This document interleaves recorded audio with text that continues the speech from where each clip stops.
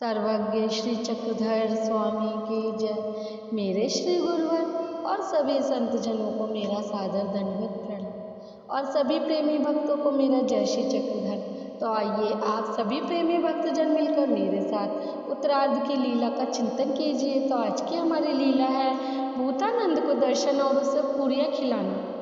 उत्तरार्ध लीला क्रमांक 28। भूतानंद स्त्री की 7 बेटियां थीं। उनमें से एक सावखेड़ा में रहती थी। भूतानंद उसे मिलने के लिए आई हुई थी। यहाँ आने पर उसे पता चला कि भगवान खड़कुली में हैं। एक दिन भूतानंद की लड़की के घर रोटी के समय पूरियां बना रहे थे। जब पूरियां बन गई तो एक कटोरी में बहुत सी पूरियां भरकर एक बर्तन में घी डालकर भगवान के पास ले आई। उस समय भगवान पथरीले स्थान के पास आसन पर विराजमान थे। पूरियों की कटोरी और घी का बर्तन भगवान के पास रखकर फिर उसने भगवान के चरणों को स्पर्श कर दंडवत प्रणाम किया। सम्मुख बैठ गई। थोड़ी देर बाद भगवान ने उसे स्थिति सुख प्रदान किया। फिर भगवान ने उससे कहा, भूतानंद, इन पूरियों को एक एक करके खाओ। हमारी ओर देखो, मरगजा के मुख की ओर देखो। उस स्थिति सुख के प्रभाव में उसने भगवान से कहा, अच्छा जी, ऐसा ही करती हूँ। फिर उसने एक एक पूरी ली। पहले उसे घी में डुबोती, फिर भगवान की ओर देखती, फिर मरगजा की ओर देखती। इस स्थिति के सुख के प्रभाव में खड़े खड़े ये सारी पूरियां खा ली। जब वह आखिरी ग्रास खा रही थी, भगवान ने उससे कहा, अरे भूतानंद, तुम तो श्रेष्ठ कुल के सम्मानित व्यक्ति हो, आचारनिष्ठ हो, अच्छे घराने की हो, फिर तुम इस प्रकार खड़े खड़े पूरियां खा रही हो, देवता को चिढ़ा रही हो। हम देख रहे हैं, आसपास में यहाँ के सारे लोग देख रहे हैं। ऐसे कहते उसके पर जो स्थिति सुख का प्रभाव था वह समाप्त हो गया। इस बात पर उसे बड़ी शर्म आई। गुफा के अंदर चली गई और दुख करने लगी। बाईसा ने उसे समझाते हुए चुप कराया। फिर कहने लगी, मैं भगवान के लिए पूरियां लाई थी और मैंने वह स्वयं ही खा ली। भगवान ने समझाया कि तुमने जो भी कार्य किया वह स्थिति सुख के प्रभाव में किया, इसमें तुम्हारा कोई दोष नहीं। लीला का हेतु है, भूतानंद नाम की स्त्री भगवान के दर्शनार्थ आई। वह अपनी बेटी के घर से भगवान को भेंट करने के लिए पूरियां लाई। भगवान के दर्शन करने पर उन्होंने उसे भैरवों का स्थिति सुख प्रदान कर कहा, यह लाई पूरियों को एक एक करके खाती जाओ। विधि यह है कि हमारी ओर देखो, मरगजा देवता की ओर देखकर खाती जाओ। स्थिति के प्रभाव में वह खड़े खड़े सारी पूरियां खाती गई। भगवान की आज्ञा पालन करने से उसे देवता के शोक से बच गई। दूसरी बात यह थी कि किसी पूर्व जन्म में पदार्थ को बचाने का दोष था, अतः भगवान ने उसे सारी पूरियां खिला दी। अगली हमारी लीला है भोगराम की माताओं को मिलना। पूर्व परिचय कथन। उत्तरार्ध लीला क्रमांक 29। भगवान का खड़कुली में निवास था। एक बार भोगराम की बोनेबाइयाँ त्र्यंबक के तीर्थ पर गई थी। वहाँ से वापस आते समय वे सावखेड़ा में आईं। एक ब्राह्मणी के घर के बरामदे में उन्होंने अपना सामान रखा।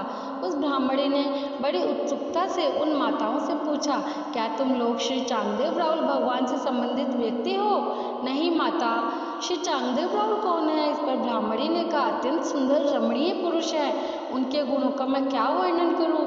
इस प्रकार उस ब्राह्मणी ने भगवान के सुंदर रूप और गुणों का वर्णन किया। तुम लोग उनके दर्शन करने के लिए अवश्य जाना। भगवान के गुणों का वर्णन सुनकर उन माताओं को सारी रात नींद नहीं आई। प्रातःकाल उठने के बाद वे दोनों भगवान के दर्शनार्थ खड़कुली में आई। उस समय भगवान प्रातःकाल का पूजा अवसर हो जाने के उपरांत गुफा से आगे एक पथरीले स्थान पर विद्यमान आसन पर विराजमान थे। भगवान ने उन्हें जब आते हुए देखा तो उन्होंने दोनों हाथों से ताली बजाते हुए कहा, अरे ये हमारे व्यक्ति होकर यहाँ के यजमान बनकर कहाँ से आ गए? उन माताओं को देखकर भगवान बहुत प्रसन्न हुए। फिर भगवान ने वहाँ आसन पर बैठे बैठे ही क्षेम कुशल दी। उन्होंने भगवान के चरणों को स्पर्श कर दंडवत प्रणाम किया। इस पर बाईसा माता ने पूछा, उन माताओं ने ही पूछा, भगवान, हम लोग आपके यजमान कैसे हुए? तो इस पर भगवान ने कहा, हम पहले एकांत के समय रामगिरी भोगराम में गए थे। उस समय हम मौन रूप में धारण किए हुए थे, अधिक किसी से बात नहीं करते थे। तब तुम हमें नग्नदेव नाम से पुकारते थे। उस समय हम एक वस्त्र कमर पर और एक मस्तक पर रखते थे। उस समय हम दिगंबर थे। इस समय इन सब ने मिलकर हमें अपना राज्य, अपना पूज्य भगवान बना दिया है। इस पर उन माताओं ने कहा, भगवान तो सदा ही पूज्य होता है। फिर वे भगवान के पास बैठ गईं। देखो भाई, देखो यह हमारे नग्न देव मौन देव हैं। ऐसा कहकर वे भगवान के पास आकर बड़ी श्रद्धा भावना से भगवान के घुटने और टांगों को दबाने लगी। भगवान के प्रति वे अपनापन दिखाने लगी। इस पर भगवान ने उत्सुकतावश पूछा, माता यहाँ कैसे आई? इस पर उन्होंने रात को ब्राह्मण से हुई बात के विषय में भगवान से कहा। इस पर बाईसा भी उनके प्रति अपनेपन की भावना प्रकट करने लगी। भगवान ने उनका सामान वहीं पर मंगवा लिया। फिर वे 4-5 दिन भगवान के पास रहीं। जब तक रहीं वे दोनों भगवान के पास ही बैठकर भोजन करती थी। फिर वे अधिक देर भगवान के पास रहती थी। फिर वहाँ से जाने से एक दिन पहले ही उन्होंने भगवान को भक्तजनों सहित पूजा अर्चना कर भोजन खिलाया। फिर भगवान को उन माताओं ने एक वस्त्र भी भेंट किया। वे 1 महीना भगवान के पास रहीं और फिर वे भोगराम की ओर जाने लगी। जाते समय भगवान ने उनसे कहा, माता भोगराम जाते समय तुम रिद्धपुर गोविंद प्रभु बाबा के दर्शन करके जाना। फिर उन्होंने कहा, भगवान ठीक है, हम ऐसा ही करेंगे। फिर वे परमेश्वरपुर गईं और श्री प्रभु बाबा के दर्शन करने के बाद ही वे भोगराम गईं। अगली हमारी लीला है दादोस को छड़ी कर दृष्टांत समझाना। उत्तरार्ध लीला क्रमांक 30। भगवान का खड़कुली में निवास था। एक दिन दादोस भगवान के दर्शनार्थ वहाँ आए। वहाँ रहते हुए एक दिन भगवान ने उन्हें दंड दिया। इस पर दादोस ने भगवान से कहा, भगवान हम आपके दर्शनार्थ आपके पास आते हैं तो आप हमें सदैव शिक्षा ही देते रहते हैं और हमें अपने शिष्य को सम्मान नहीं देते। इस पर भगवान ने कहा, कोल ठेवा छड़ी रखो, फिर हम तुम्हारा सम्मान करेंगे। इस पर दादोस ने कहा, कोई शब्द से आपका क्या तात्पर्य है? इस पर भगवान ने कहा, कवड़ी एक आचार्य से तो आपुलिया शिष्या से सराऊ देता चुके ते कोल हाणी का मड़ियाची सवी दे त्यासी घाय खंडिया येता एक आधा एक त्रिसला जाए दिशा शांता पांचा मागोता ये खड़ी वाची पासोड़ी बेसो घाली या राणी हो बेसा का पाया पाउल होत असे। कोई एक आचार्य शिक्षक था।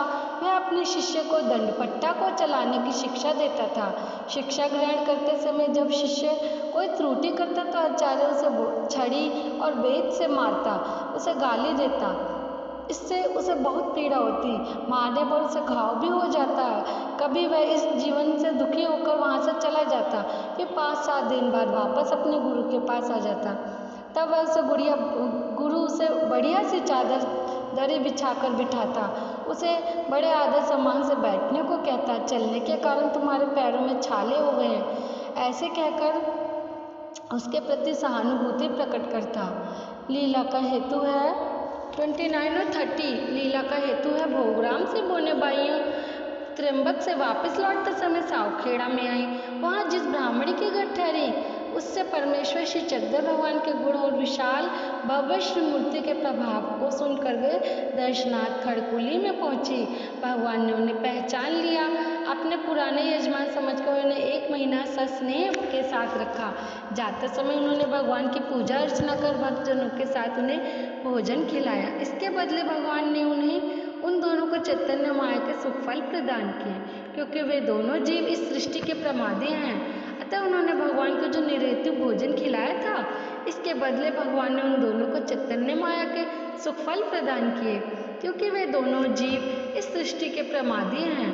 अतः निर्हेतु भोजन खिलाने का जो प्रेम अधिकार प्राप्त हुआ है, वह अगली सृष्टि में भगवान से प्रेम साधन प्राप्त होगा। तब तक इन्हें देवता के सुख फल प्राप्त होंगे। जब वे वहाँ से वापस भोगराम जाने लगे, तब भगवान ने उन्हें रिद्धपुर में श्री गोविंद प्रभु के दर्शन करने का आदेश दिया। वहाँ जाने से उन्हें और भी पुण्य प्राप्त होगा। तो ये थी आज की हमारी बहुत अच्छी लीलाएं। आप सभी प्रेमी भक्तजन प्रेम से इनका चिंतन कीजिए। मिलते हैं कल और सुंदर नई लीलाओं के साथ। तब तक के लिए आप सभी प्रेमी भक्तों को मेरा जय श्री चतुर्धर।